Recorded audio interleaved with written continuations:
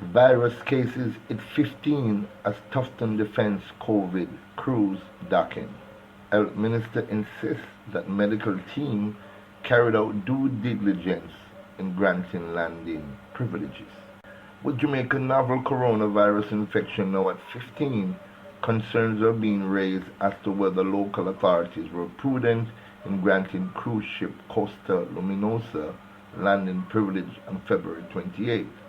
This after a 68-year-old Italian man who was a passenger on the ship at the time died in the Cayman Islands on Saturday from complications from COVID-19.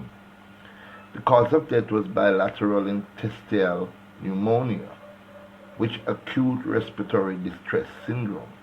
Coronavirus disease 19 El City Cayman Island Clinical Director Dr. Binoy Chattoparamanubi told the Cayman Compass.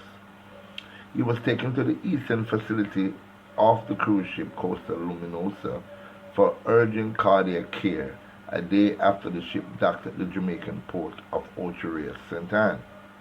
But Health and Wellness Minister Dr. Christopher Tufton said that yesterday evening that the medical team carried out due diligence when it allowed passengers and crew to disembark here while barring Italians, which would have included the now deceased man from exiting the vessel. To the extent that the information indicated that there were persons who had issues, the reports that were requested, which included the medical log of passenger on this vessel, determined the landing rights that were given to the vessel, and persons who disembarked were based on those medical logs and other information, not persons who were in any way symptomatic, Tufton said yesterday in an interview with the Gleaner. So while there are always margins of error, which is why we over time restricted movement significantly, I'm comfortable that the medical team did take the appropriate action to minimize the possibility of any transmission based on the medical logs and other information that they had requested and got.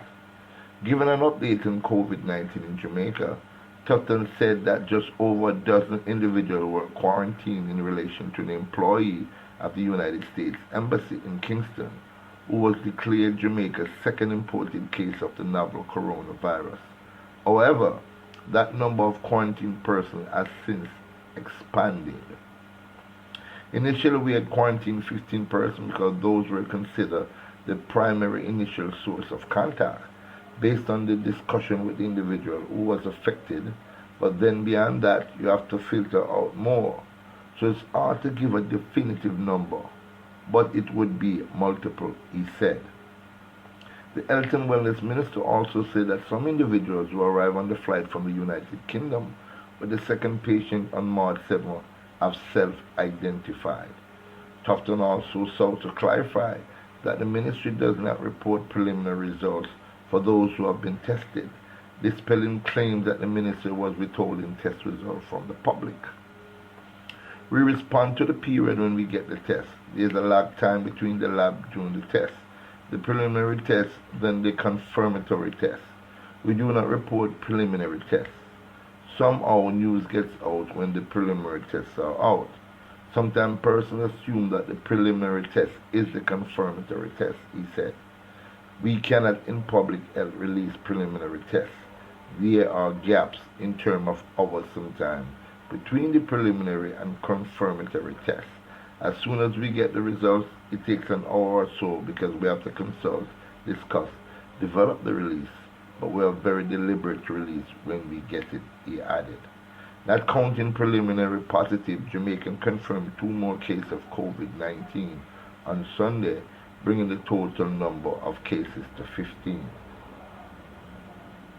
Jamaica, we're not sure, but they're saying that there are 5 new coronavirus patients in Jamaica, which put the total to 15.